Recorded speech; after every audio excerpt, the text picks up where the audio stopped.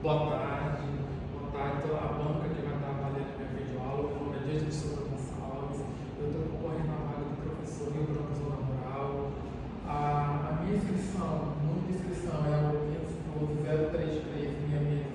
033-6617 e o código é o 563. Eu vou falar um pouco sobre a Revolução de 30 e o Estado Novo de 1930 a 1945, foi quando Vargas chegou no poder. Aqui nós temos a Revolução de 30 e o Estado Novo, né? O que foi a Revolução de 30? Foi nada mais nada menos que um golpe de Estado, né? Que depois o presidente Washington Luiz, no dia 24 de outubro de 1930, então Washington Luiz foi deposto do seu cargo de presidente. Então o movimento foi articulado pelos estados de Minas Gerais, Paraíba e Rio Grande do Sul. Insatisfeitos, não queriam que Washington Luiz fosse o presidente da República, então esses estados se uniram para que o presidente Washington Luiz saísse da presidência. Então, o movimento, né, articulado por esses estados, né, Rio Grande do Sul, e também pediu a posse do presidente eleito, Júlio Prestes, sobre a alegação de fraude eleitoral. Então, tanto o Washington Luiz quanto o Júlio Prestes não conseguiram, né, chegar no poder. Por quê? Porque esses estados, eles eram estados que tinham a centralização do poder, eles que denominavam quem eles queriam colocar no poder naquela época. Então, para eles, eram pessoas que não eram viáveis, não eram pessoas confiáveis, né? Eles não confiavam nessas pessoas. Então, nessa época, o que prevalecia? A República Velha, de 1930, né? Marcada pelo domínio das elites de São Paulo e Minas Gerais. Então, São Paulo e Minas eram grandes opositores da época, era a grande política, né, conhecida como a política do café com leite, podemos dizer assim, não, era a política do café com leite, e era economicamente a economia mais importante, que era a exportação do café e o poder político concentrado nas oligarquias. Então, com a chegada de Getúlio Vargas em 1930, esse cenário aqui muda totalmente. Mais à frente, vou falar um pouco desse contexto. Por que muda, né? Com a chegada de Getúlio, essa oligarquia, ela cai por terra, a República Velha cai, que era a República dos coronéis, dos grandes fazendeiros ricos, grandes compradores de café, né, e cafeicultores. E qual foi a principal causa da Revolução? A economia dependente da exportação do café e também a crise, né, de 1929, né, que afetou a exportação do café, gerando insatisfação social. Então, a eleição de 1930, que foi Júlio Prestes vezes Getúlio Vargas perdeu, Júlio Prestes ganhou.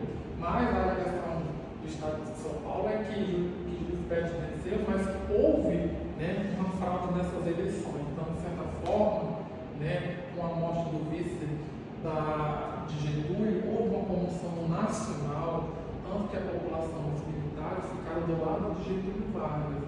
Então, em 3 de novembro de 1930, né, encerrou-se a República Velha, né, acabou-se, né, essas regalias da oligárquica da República Velha e assume uma nova figura que é Getúlio Vargas. Getúlio Vargas chegou para mudar, para modificar e trazer um novo cenário político para esse contexto. E aí entra o quê? Entra o governo provisório, né? O governo provisório foi quando Getúlio Vargas governou o Brasil através de decretos, né? Tanto que em 1891 ele dissolve o Congresso, né? E nomeia interventores para controlar o Estado. Quem eram os interventores que Getúlio Vargas nomeava na época? Eram os governadores de cada estado. E esses governadores nomeavam outros interventores que eram os prefeitos na época, né? Então, de certa forma, o Getúlio Vargas queria poder centralizar somente em suas mãos. Ele queria ter o controle dos estados, queria saber o que estava ocorrendo nesse estado, o que esses estados achavam do seu governo. Então, ele nomeava essas pessoas e essas pessoas eram totalmente contra Getúlio Vargas. Então, Getúlio Vargas, de certa forma, queria que esse poder ficasse para si, né? Então, com essas medidas, ele criou o Ministério do Trabalho em 1 de novembro de 1943, né, conhecida até hoje como 1º de maio, o Dia do Trabalhador, que é comemorado, né? Foi através de Getúlio Vargas que foi criado o Ministério do Trabalho. trabalho, permissão para que as mulheres tivessem direito a voto, né? Foram pontos importantes e significativos para a história do Brasil, né? E também, como falei, o governo através de decreto. Como ele dissolveu, né, o Congresso, então ele não tinha leis, né, na época para fazer com que o governo governasse legitimamente, né? Então foi através dessa dissolução do Congresso que ele passou a governar através do decreto.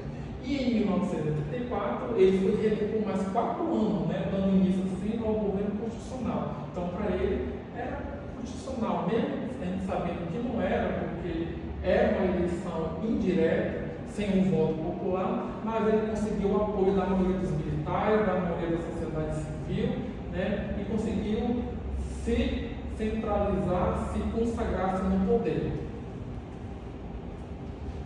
Aí vem o Estado Novo de 1937 a 1945, né, onde se consolidou-se que Getúlio Vargas consolidou-se como uma pessoa automaticamente autoritária, né, onde ele queria o poder centralizado, onde reinou a censura, né, e o forte controle social. Então, de certa forma, Getúlio Vargas queria controlar os estados, queria controlar a política, queria controlar as pessoas, né, vamos dizer assim.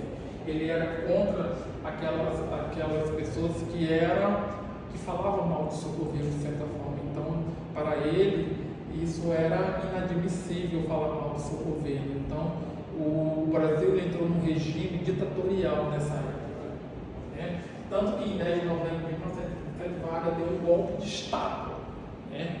Então, ele deu um golpe de Estado, falou: não, a partir de agora eu que mando, eu que reino, eu que dito as regras, né? E fechou o Congresso, como eu falei lá atrás, né? O Congresso Nacional, e anunciou uma nova Constituição. Então, ele criou uma nova Constituição, que essa Constituição lhe dava poderes totalmente absolutos para Getúlio Vargas. Então, Getúlio Vargas, ele governou, né, o Brasil com amplos poderes, com total poderes.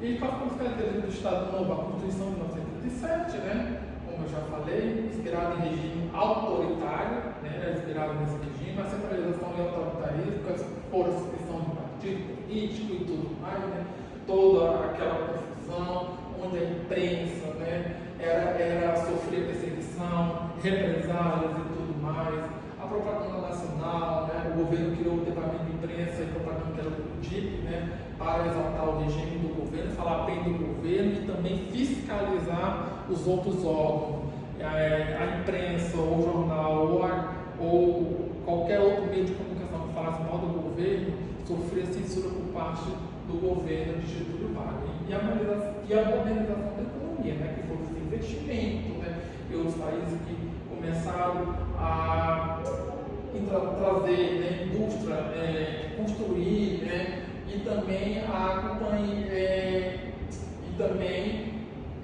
surgiu, né, a Companhia Siderúrgica Nacional e Infraestrutura.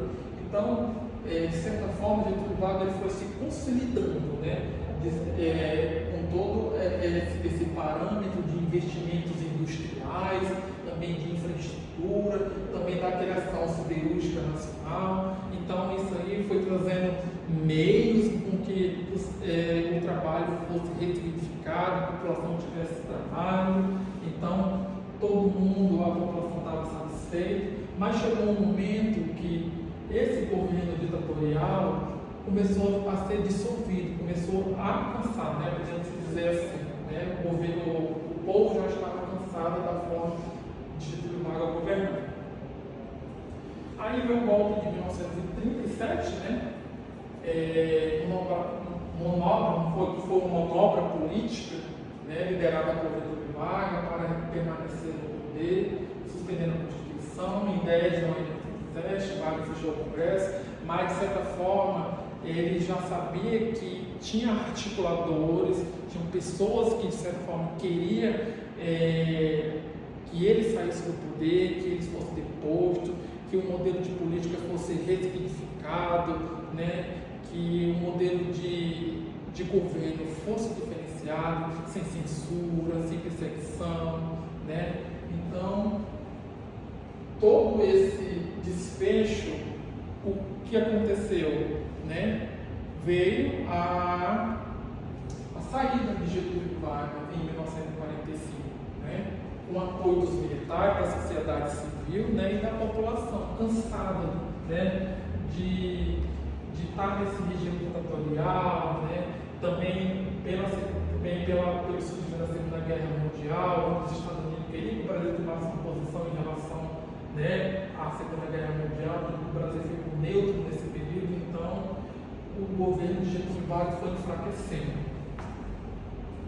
E aí, o fim do Estado Novo, né, aqui eu trouxe essa figura, né, da população indo para a rua pedindo o fim do Estado Novo, né, e em 29 de outubro de 1945, Getúlio Vargas foi deposto, né, tirado ele do poder, né, com o apoio dos militares, da sociedade civil e da população. Cansado desse poder ditatorial de Getúlio Vargas, o seu reinado, podemos dizer assim, o seu governo chegou ao fim, né?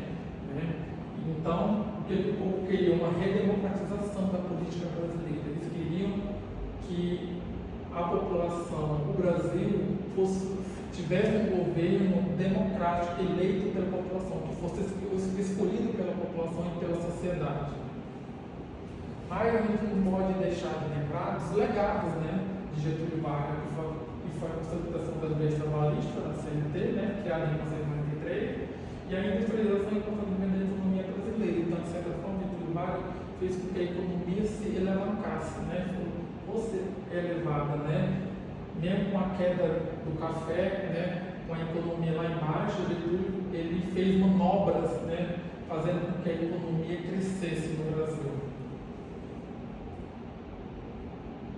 E tirando a conclusão disso, né, com todo esse cenário, né, de ditatorial do governo, a gente não pode esquecer, né, de que Getúlio Vargas é uma figura muito importante para o Brasil, tanto que hoje ele é influente, né, historicamente no Brasil, pela sua forma de governar. Foi um período ruim, foi, mas a gente não pode deixar de pontuar os pontos positivos de Getúlio Vargas em seu governo. Getúlio Vargas, ele moldou a história da política brasileira, né? E isso é muito importante lembrar, trazer para a sala de aula, né, os contras e os pós, né? Muitos historiadores falam que Getúlio Vargas foi um pouco assim contraposto a muitas situações, mas de certa forma ele fez as coisas acontecerem, né? E isso foi muito importante para o Brasil, né? Tanto que Getúlio Vargas consagrou-se, né? Mesmo com a sua forma de governar, ditatorial, né? Com censura e tudo mais, mas Getúlio Vargas tornou-se um político muito importante. Então, era isso que eu tinha para trazer para vocês, né?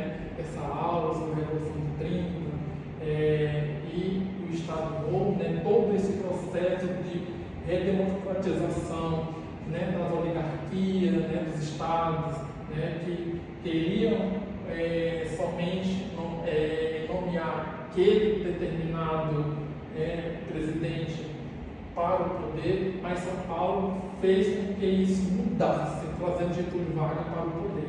Então, muito obrigado. Eu espero que eu tenha suprido a expectativa da banca avaliadora, e era isso que eu tinha para apresentar para vocês. Muito obrigado de coração.